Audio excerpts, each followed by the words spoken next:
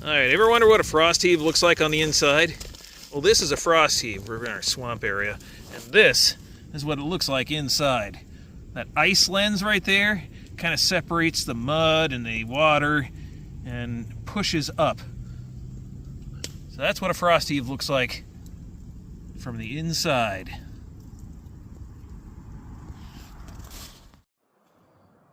And what I just showed you in the swamp, see that hump right there? That's what's happening there. That's what's happening right here.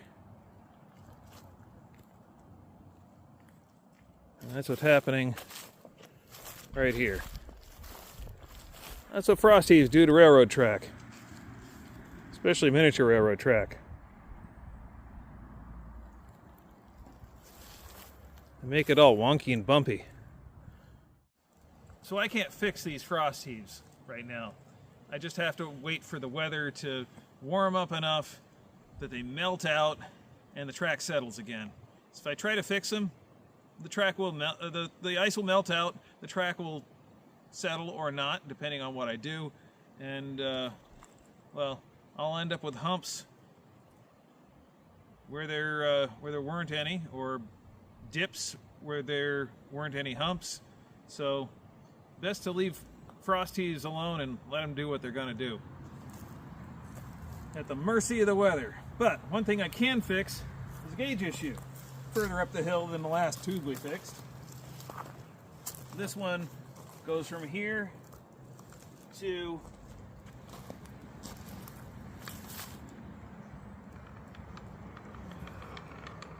basically up here. So I've got to squeeze the track together, the rails back together here. And it looks like the outside rail is the one that's wandering. Maybe it's the inside. This looks more like thermal contraction than anything else, though. But I still got to try to kick things back into shape. Ties are actually in good shape here. They haven't let loose of their of the screws. There's a couple that are a little cracked, but they're not bad. So, kind of take the toe of the shoe and kind of kick it back into shape.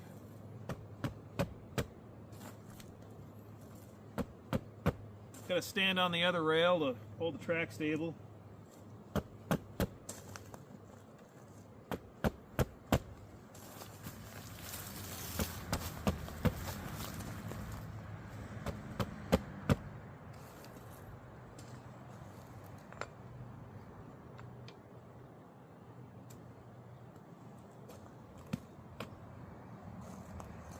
Went a little too far.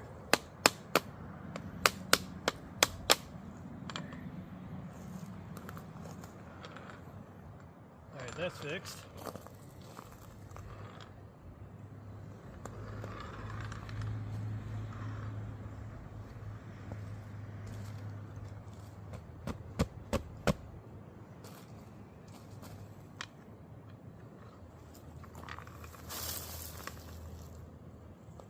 I've got to work on the outside rail.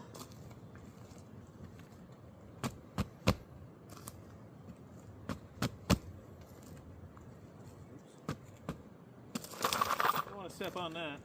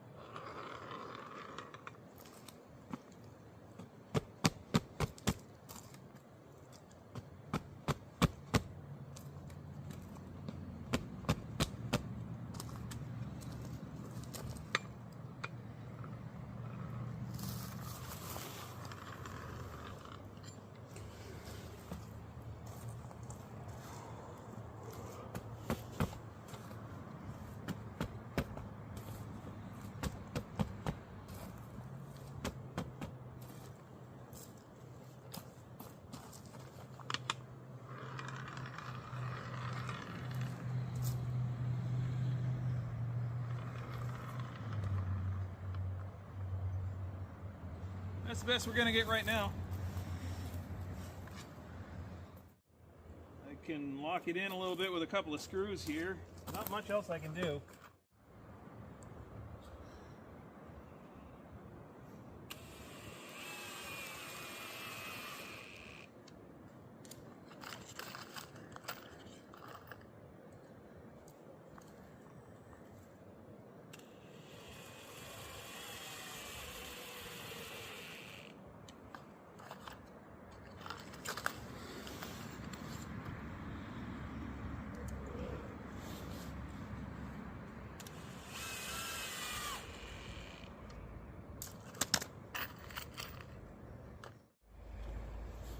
When you've got curves, frost heaves, and small rail that moves a lot, it's a recipe for this kind of stuff.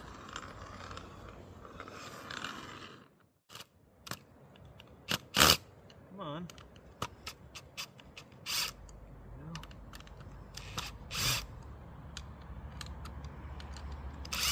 The angle of these screws makes a lot of difference.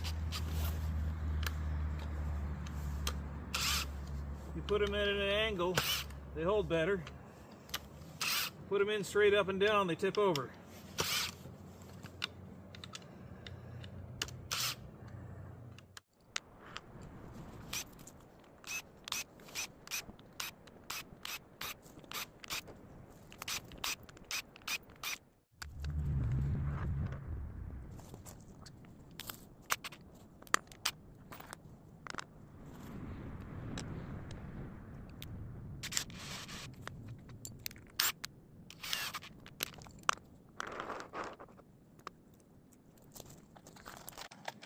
Do I detect a zoomie?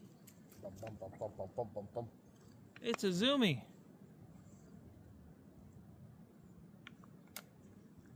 Hello, Tolkien.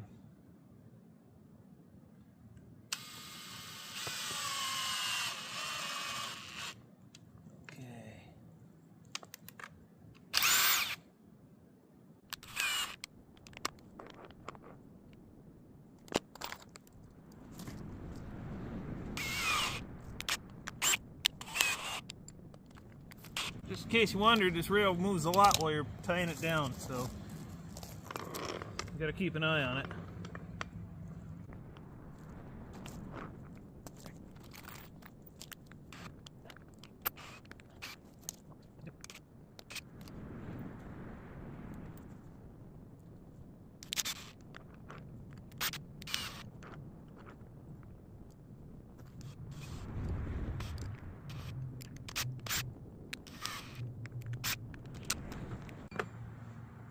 Something tells me we're going to be replacing some rail in the spring.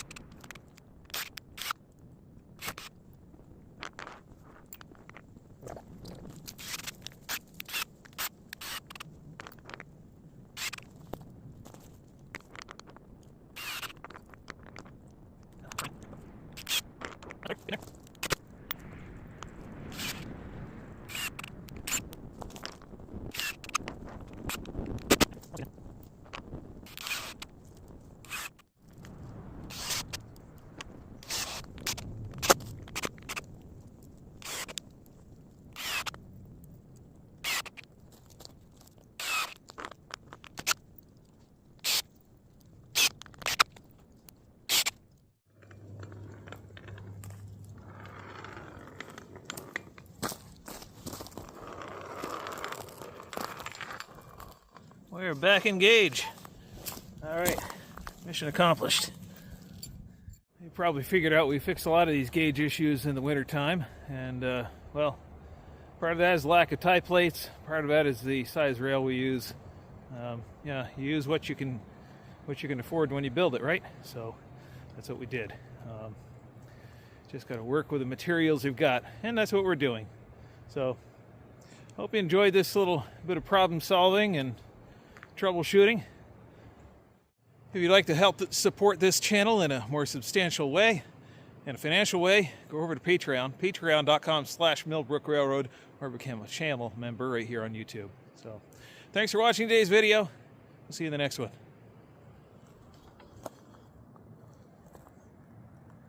That looks so much better.